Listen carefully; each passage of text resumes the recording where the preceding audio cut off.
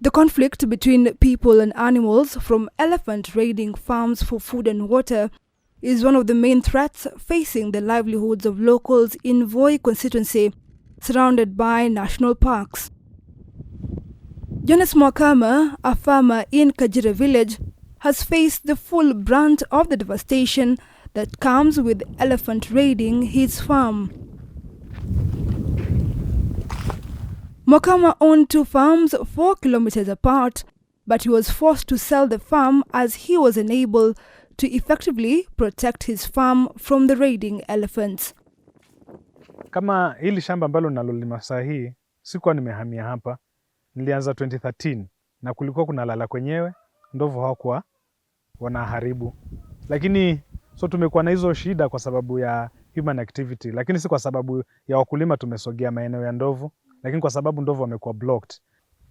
Even after relocating 8 kilometers away in 2013 to keep the elephants at bay, soon after, the elephants caught up with him, prompting him to find a solution as his source of livelihood was now under risk. It took an intervention by UK-based charity Save the Elephants for him to find a sigh of relief.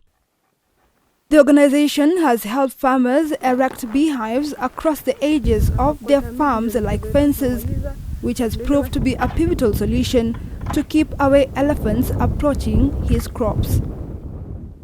Ndovu, ingawaje ni mkubwa sana, hapatani na nyuki. Na nyuki naye pia huwa ni mjanja. Wakati anauma, haumi tu sehemu yote ile ya mwili, nakimbilia kwa masikio, nakimbilia upande wa macho, kwa kichwa zaidi.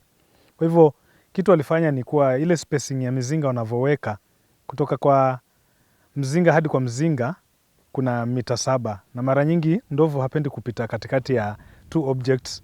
Alafu, in between hapo huwa kunawekwa waya. Ndovu wengine hawapendi kugusa hiyo waya, na akigusa atakuwa ameshekile mizinga.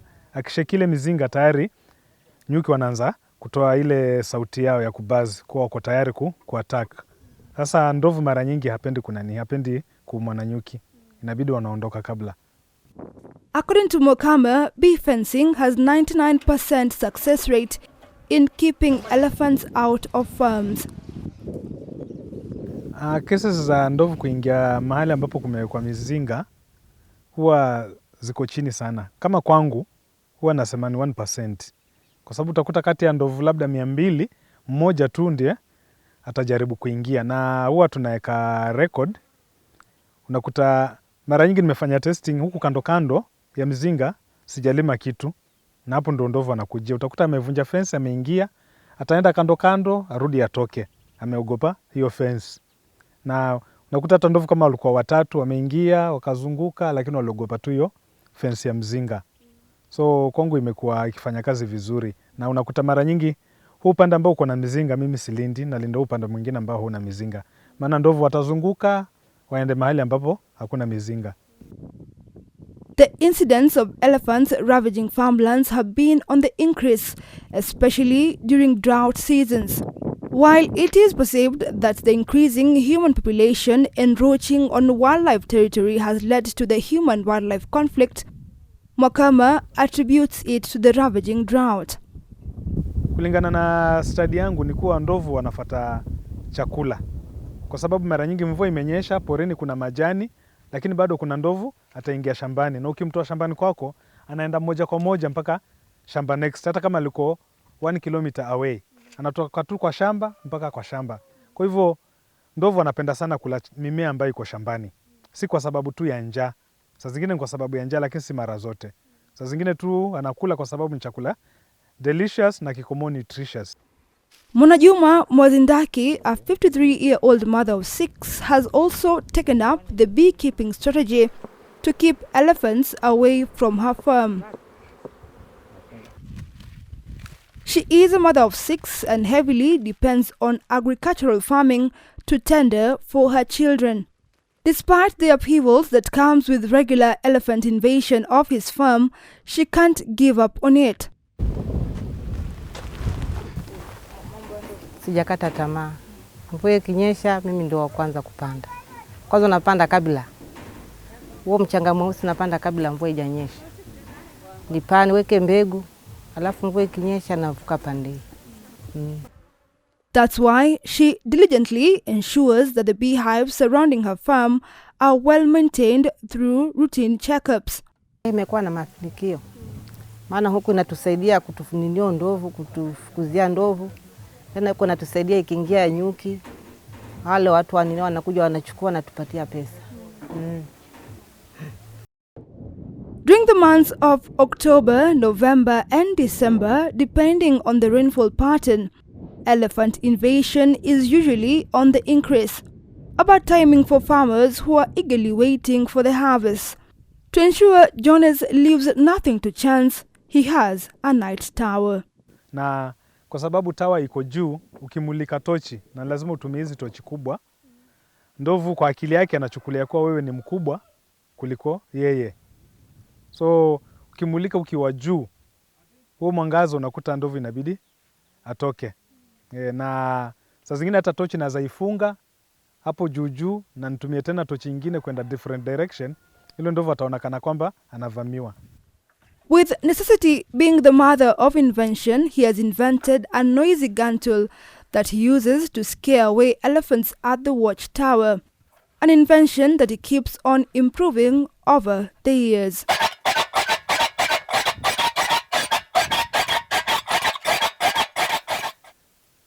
Njia za kufukuza ndovu ni nyingi, na mara nyingi ndovu ukitumia mbinu moja anazizoea.